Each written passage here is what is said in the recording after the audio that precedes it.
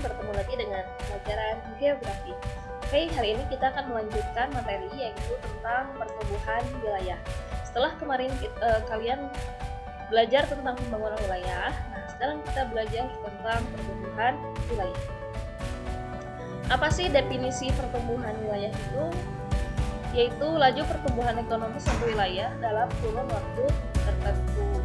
Nah, pertumbuhan wilayah itu dimanifestasikan pada sejumlah pusat pertumbuhan. Apa itu pusat pertumbuhan? Yaitu wilayah yang pertumbuhannya sangat pesat dibanding dengan wilayah yang lain. Gitu. Nah, ada beberapa teori tentang pertumbuhan wilayah. Pertama ada teori basis sumber daya alam menurut Harvey S. Gerloff dan Loudon Jr. Nah, ini pendapat pertumbuhan wilayah ini dipengaruhi oleh ketersediaan sumber daya alam dan permintaan akan komoditas. Lalu yang kedua ada teori basis ekspor oleh Douglas C. North. Nah, ini dipengaruhi oleh tanggapan wilayah tersebut terhadap permintaan dunia, gitu ya. Kalau teori pertumbuhan neoklasik menurut George Worthstein dan kawan-kawan, ini dipengaruhi oleh tenaga kerja, modal, dan kemajuan teknologi. Lalu kalau teori ketidakseimbangan pertumbuhan oleh Gunnar Myrdal, ini pendapatnya pertumbuhan wilayah ini dapat menyebabkan kesenjangan ekonomi, terdapat efek balik dan efek sebar. Lalu ada teori baru pertumbuhan wilayah yaitu Paul M. Roman dan Robert Lucas.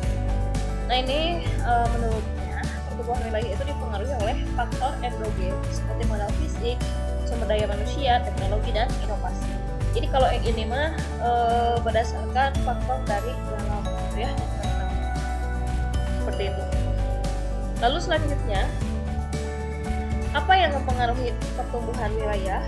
Pertama adalah kondisi geografis dan sumber daya alam. Nah, si kondisi geografis ini seperti kita ketahui bahwa suatu wilayah itu ada yang berupa dataran, ada yang berupa pegunungan. Biasanya wilayah yang lebih cepat maju itu adalah wilayah dataran, gitu. Nah, lalu sumber daya alam. Sebetulnya daerah yang punya kekayaan sumber daya alam ini berpotensi menjadi pusat pertumbuhan, gitu ya. Contohnya seperti apa? Misal ada penambangan bahan batu bara misalnya. Nah, ini bisa merangsang kegiatan ekonomi. Kenapa? Karena dapat memberikan kesempatan kerja bagi masyarakatnya, lalu meningkatkan pendapatan daerah, lalu nanti akan muncul kegiatan ekonomi penunjang. Seperti itu. Lalu kedua ada tenaga kerja. Pertumbuhan ekonomi ini dicirikan dengan adanya industri. Nah, industri ini ada yang padat karya dan ada yang padat modal. Padat karya artinya dia membutuhkan tenaga kerja yang banyak. Kalau padat modal itu berarti dia harus mempunyai modal yang tinggi. Nah, contoh padat karya ini seperti kalau di Garut itu Changsin ya, dia membutuhkan tenaga kerja yang banyak. Nah, ketika suatu wilayah memiliki tenaga kerja yang banyak, maka dia memiliki kesempatan untuk tumbuh. Kenapa? Karena industri dapat dibangun di wilayah tersebut.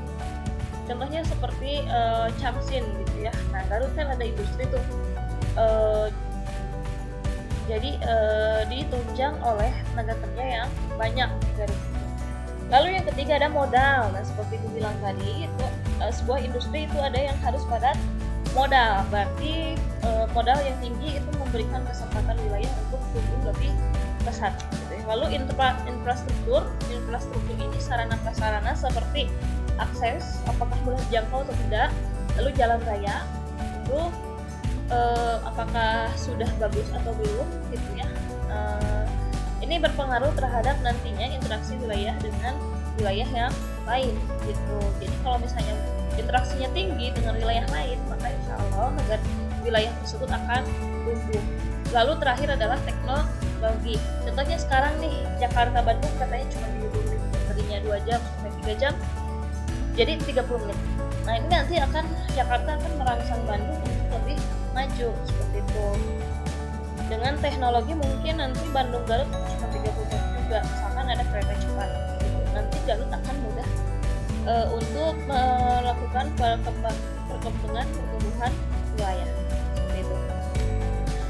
Apa sih ciri pusat pertumbuhan? Ini biasanya ada keterkaitan antar berbagai kegiatan ekonomi.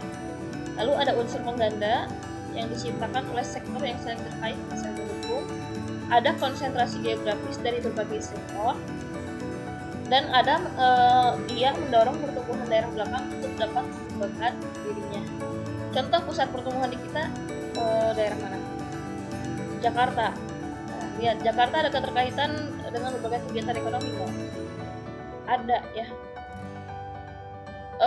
Misalkan pertumbuhan ekonomi mempengaruhi pertumbuhan sektor perbankan. Misalkan Jakarta itu dia pertumbuhan ekonominya pesat sehingga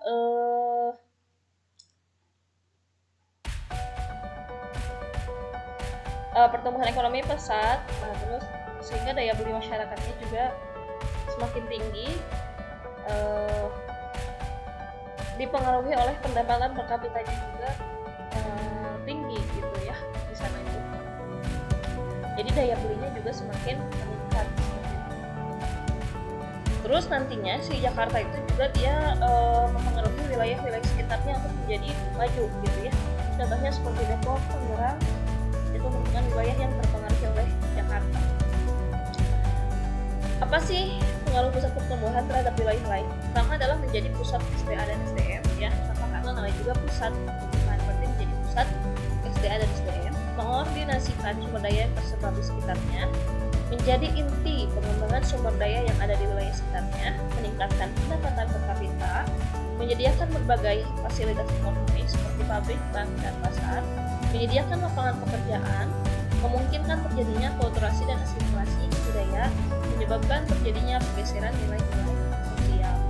Kenapa? Karena pusat pertumbuhan itu dia kan harus lebih maju dibanding dengan wilayah sekitarnya. Maka dari itu pusat pertumbuhan itu biasanya banyak berinteraksi dengan wilayah lainnya. Nah, karena banyak interaksi, maka fasilitas-fasilitas pun dibangun untuk mendukung interaksi dengan wilayah yang lain. Karena ada interaksi tersebut, maka memungkinkan terjadinya perubahan budaya, yaitu terjadi akulturasi dan asimilasi. Lama-lama ini terjadi pergeseran nilai-nilai sosial seperti itu. Misalkan nih Garut dipengaruhi oleh Bandung atau Jakarta, Bandung aja lah yang ya. Misalkan udah banyaknya masyarakatnya yang urbanisasi ke Bandung atau ke Jakarta. Nah nanti lama-lama misalkan nilai-nilai yang ada di Jakarta itu terserap oleh masyarakat yang urbanisasi tersebut, lalu balik lagi ke Garut itu terjadi pergeseran nilai sosial gitu. Nilai sosial seperti misalkan gini, kalau di Garut itu kan lewat Punten gitu ya, terus dijawab Mangga, terus misalkan sekarang pelan-pelan udah mulai memudar gitu ya, jadi kayak perangko seperti itu kan udah mulai jarang kayak gitu. Lalu selanjutnya, bagaimana sih hierarki pusat pertumbuhan? Hierarki pusat pertumbuhan di sini ada pusat pertumbuhan primer pertama atau pusat pertumbuhan sekunder kedua dan pusat pertumbuhan tersier ketiga. Pusat pertumbuhan utama ialah konsep pusat pertumbuhan. Dalam pengembangan ini biasanya pusat pertumbuhan order 1 dihubungkan dengan tempat pemusatan terpenduduk terbesar. Nah ini biasanya memiliki fasilitas yang lengkap dan aksesnya juga mudah.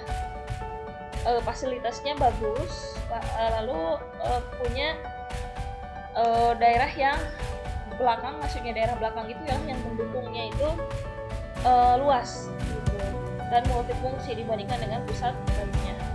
Lalu ada pusat pertumbuhan sekunder. Ini biasanya pusat dari sub daerah. Ini biasanya diciptakan untuk mengembangkan sub daerah yang jauh dari pusat utama gitu. Lalu ada pusat pertumbuhan tersier, merupakan titik pertumbuhan bagi daerah pengaruhnya. Nah ini diharapkan dapat menumbuhkan dan memelihara kedinamisan terhadap daerah pengaruh yang dipengaruhi oleh pusat pertumbuhan tersier seperti itu. Ini misalkan pusat pertumbuhan primer ini Jakarta. Nah sekunder ini misalkan Garut atau Cianjur atau misalkan Bandung. Ini sekunder misalkan. Kenapa misalkan? Karena jauh Bandung aja nih pertumbuhan sekunder. primer itu kan Jakarta dan sekitarnya, lalu sekunder itu Bandung. Lalu ini tersier ini misalkan Bandung juga gitu ya. Jadi harus menjadi pengaruh terhadap wilayah-wilayah sekitarnya itu seperti Garut, Sumedang, Majalengka, kayak gitu, Cianjur. Lalu selanjutnya ada wilayah pusat pembangunan Indonesia atau disingkat WPPI. Nah ini gambarnya ada WPI A, B, C, dan D. Nah ini wilayah pembangunan utama pusat pertumbuhannya di Medan, yang B di Jakarta, C di Surabaya, dan D di ujung Pandang. Wilayah pembangunan 1 yaitu Aceh Sumatera, pusatnya di Medan. Wilayah pembangunan 2 Riau Sumatera Barat, pusat Pekanbaru. Lalu wilayah pembangunan 3 Jambi Sumatera Selatan, pusatnya di Palembang. Wilayah pembangunan 4 Lampung, Jakarta, Jawa Barat, Jawa Tengah, Jogja, pusatnya di Jakarta. Lalu ada wilayah pembangunan 6 Batam dan Kalimantan Barat, pusatnya di Pontianak. Lalu ada wilayah pembangunan 5 Surabaya, yaitu Jawa Timur dan Bali. Lalu wilayah pembangunan 7 Balikpapan, Samarinda ya pusatnya, yaitu di Kalimantan Selatan, Timur, Kalimantan Tengah. Lalu ini terakhir D, wilayah pembangunan 8 itu Nusa Tenggara, Sulawesi Selatan, Sulawesi Tengah. Wilayah pembangunan 9 Manado, Sulteng, Sulawesi Tenggara gitu. Ini Sulawesi Tenggara mungkin ya. Ini Sulawesi Tengah, ini Sulawesi Utara. Lalu wilayah pembangunan 10 Sorong, pusatnya itu Maluku dan Irian. Seperti itu. Nah, mana saja yang menjadi wilayah pembangunan daerah Pulau Jawa? Pertama Jabodetabek, kedua Bandung Raya, 3 Priangan Timur, 4 Karawang, 5 Cirebon dan sekitarnya, 6 Banten. Gitu. Ini Jakarta, Bogor, Depok, Tangerang dan Bekasi. Bandung Raya itu kayak Kota Bandung, Kabupaten Bandung, Kabupaten Barat. Priangan Timur itu Tasik, Ciamis, Garut, Sumedang. Lalu ada Karawang, Cirebon dan Banten. Seperti itu ya pusat pertumbuhan wilayah di kita. Terima kasih atas perhatiannya. Semoga ilmunya bermanfaat. Assalamualaikum warahmatullahi wabarakatuh.